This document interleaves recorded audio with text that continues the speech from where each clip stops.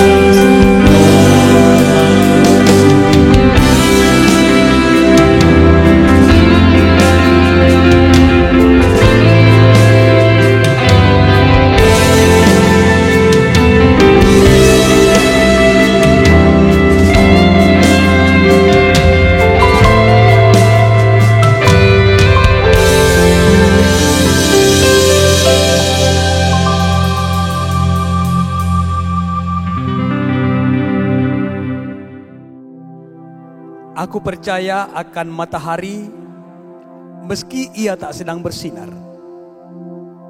Aku percaya akan kasih meski di saat ia tak sedang diperagakan.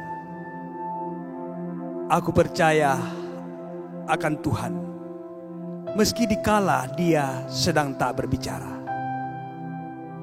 Satu tulisan yang begitu indah di dinding bekas tempat kamp konsentrasi tentara Nazi pada saat itu. Mengharukan, sekaligus sangat menguatkan dan penuh makna.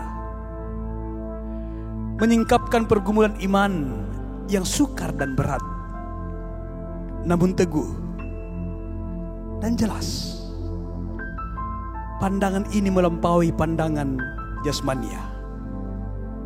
Si penulis melakukan pilihan yang berat namun benar. Ia memilih untuk melihat yang tidak terlihat, dan itulah iman. Di dalam iman kita bergumul akan situasi kita pada saat ini karena COVID-19. Dan di dalam iman pula mari kita siapkan kehidupan kita untuk mendengarkan firman-Nya.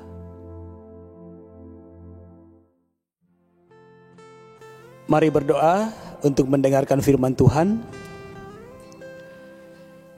Ya Tuhan, terangilah hati, pikiran dan seluruh kehidupan kami, sehingga seluruh diri kami hanya terfokus kepada firman kehidupan-Mu pada saat ini. Supaya firman-Mu itu kami sungguh alami dan merasuk ke dalam jiwa kami, supaya kami semakin mengalami Tuhan. Dengan demikian kehidupan kami semakin serupa dengan Kristus. Pakai hamba-Mu yang terbatas ini untuk menyampaikan firman kehidupan-Mu. Di dalam nama Tuhan Yesus kami berdoa. Amin. 1 Raja-Raja pasal 19 ayat 1 sampai ayat 8. Ketika Ahab memberitahukan kepada Isabel segala yang dilakukan Elia, dan perihal Elia membunuh semua nabi itu dengan pedang, maka Isabel menyuruh seorang suruhan mengatakan kepada Elia, beginilah kiranya para Allah menghukum aku, bahkan lebih lagi daripada itu, jika besok kira-kira pada waktu ini aku tidak membuat nyawamu sama seperti nyawa salah seorang dari mereka itu. Maka takutlah ia, lalu bangkit dan pergi menyelamatkan nyawanya. Dan setelah sampai ke Beersheba yang termasuk wilayah Yehuda, ia meninggalkan bujangnya di sana. Tetapi ia sendiri masuk ke padang gurun sehari perjalanan jauhnya, lalu duduk di bawah sebuah pohon arar. Kemudian ia ingin mati, katanya, cukuplah aku sekarang, ya Tuhan, ambillah nyawaku, sebab aku ini tidak lebih baik daripada nenek moyangku. Sesudah itu ia berbaring dan tidur di bawah pohon arar itu. Tetapi tiba-tiba seorang malaikat menyentuh dia serta berkata kepadanya, bangunlah, makanlah. Ketika ia melihat sekitarnya, maka pada sebelah kepalanya ada roti bakar dan sebuah kendi berisi air. Lalu ia makan dan minum, kemudian berbaringlah pula. Tetapi malaikat Tuhan datang untuk kedua kalinya dan menyentuh dia serta berkata, bangunlah, makanlah. Sebab kalau tidak, perjalananmu nanti terlalu jauh bagimu. Maka bangunlah ia, lalu makan dan minum. Dan oleh kekuatan makanan itu, ia berjalan 40 hari 40 malam lamanya sampai ke gunung Allah, yakni gunung Horeb. Demikian firman-Nya. Saudara-saudara yang dikasihi Tuhan, kekuatan yang memampukan tema kita pada malam hari ini. Saudara-saudara, Pastor Max Lucado pernah mengatakan seperti ini. Iman bukanlah kepercayaan bahwa Tuhan melakukan semua apa yang kamu inginkan. Ini adalah kepercayaan bahwa Tuhan memberikan apa yang benar. Mungkin hal ini sangat tepat dalam kondisi yang kita alami dalam situasi pandemi, dan juga sangat tepat dalam kondisi yang pernah dialami oleh Elia. Saudara-saudara yang dikasihi Tuhan, semua manusia pasti pernah mengalami tekanan dalam kehidupan. Tekanan itu datang dari dua sisi. Yang pertama, dari luar. Ada kejadian-kejadian yang berlangsung, ada orang-orang yang hadir di sekitar kita yang mungkin tidak menyenangkan bagi kita. Itu mendatangkan tekanan atau pleasure dalam kehidupan kita. Kemudian bisa saja mendatangkan bahaya dalam kehidupan kita. Dan yang kedua, datang dari dalam diri sendiri. Ada angan-angan yang tidak kesampaian, ada harapan-harapan dan tuntutan yang tidak kesampaian, dan jika itu tidak kesampaian, maka itu bisa mendatangkan tekanan dan bisa membuat kita menjadi stres. Dan umumnya saudara-saudara, kedua hal ini menjadi sebuah kombinasi dalam kehidupan kita alami dan juga pernah dialami oleh Elia. Elia mengalami dua tekanan ini. Tekanan dari luar misalnya, akibat musim kering yang berkepanjangan sehingga gagal panen, siapa yang tidak stres? Penyembahan berhala di mana-mana. Pemimpin yang sangat buruk, Raja Ahab dan istrinya. Pemimpin yang sangat bengis. Kemudian dari kondisi itu melahirkan tekanan dari dalam dirinya. Ada ketakutan, ada kecemasan yang berlebihan. Saudara-saudara yang dikasihi Tuhan, kisah Elia ini mengajarkan kepada kita bahwa stres itu akan muncul dari dalam diri sendiri ketika kita tidak mampu mengelola emosi kita, mengelola diri kita secara pribadi ini. Sebelumnya Elia, saudara-saudara yang dikasihi Tuhan, dia mampu menghadapi 450 dewa Baal di Gunung Karmel kala itu. Tetapi kemudian ketika perempuan ini hadir, Isabel ini hadir, dia kemudian menjadi takut. What's wrong? Apa yang salah dengan diri Elia kala itu? Elia fokus kepada dirinya sendiri. Sehingga pada saat itu muncul ketakutan pada dirinya. Dan ketika dia takut, maka dia stres. Dan pada saat itu ketika dia lemah, maka Allah hadir menjumpainya. Ada dua hal sangat penting kita bisa pelajari di sini. Allah menghampiri Elia dalam masa-masa sulit yang dia alami. Yang pertama, Elia salah sangka atau salah perhitungan, overestimate. Sesudah ia mengalahkan 450 Nabi Baal, dalam perhitungannya, sangkanya bahwa akan terjadi sebuah kebangunan rohani yang begitu besar di Israel. Tapi ternyata itu tidak terjadi, saudara-saudara.